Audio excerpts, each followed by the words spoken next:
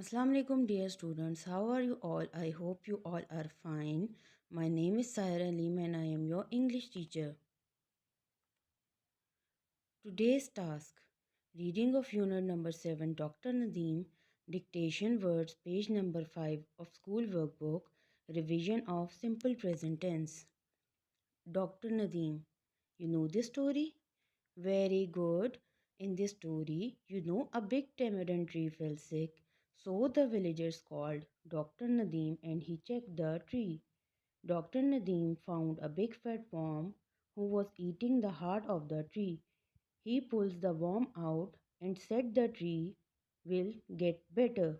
The villagers, the birds, and the tree waves thanked the doctor. आपको पता है doctor Nadeem ने जाके टेमरिन ट्री को कैसे सही किया? वो जो बीमार था ना उसको इस तरह सही किया कि उसके अंदर से बिग फैट वर्म को निकाला और जो उसकी रूट्स और उसकी ब्रांचेस थी उनको चेक करके उसको सही कर दिया। और विलेजर्स ने, बर्ड्स ने और ट्री ने डॉक्टर नदीम का शुक्रिया अदा किया। Doctor Nadeem dictation words: village, tamarind, wrong, branches, sick, fellow, trunk, leaves.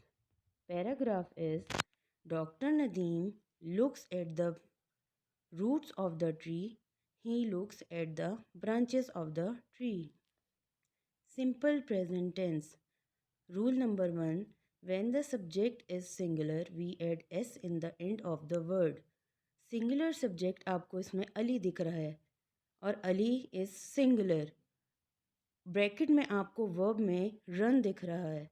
हमने इसमें रन के साथ एस लगा दिया क्योंकि हमारा subject is singular.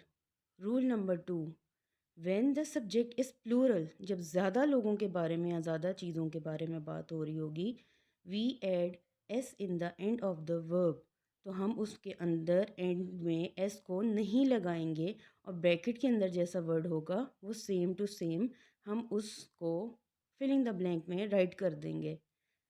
Example: cats के अंदर, कैट्स में प्लूरल आपको वर्ड्स दिख रहे हैं। अगर ये सिंगल सिर्फ कैट लिखा होता तो हम इसके साथ स्लीप्स लगा देते, लेकिन अब कैट के साथ एस लगा है, प्लूरल वर्ड हो गया है, तो हमने उसका एस हटा के स्लीप कर दिया है।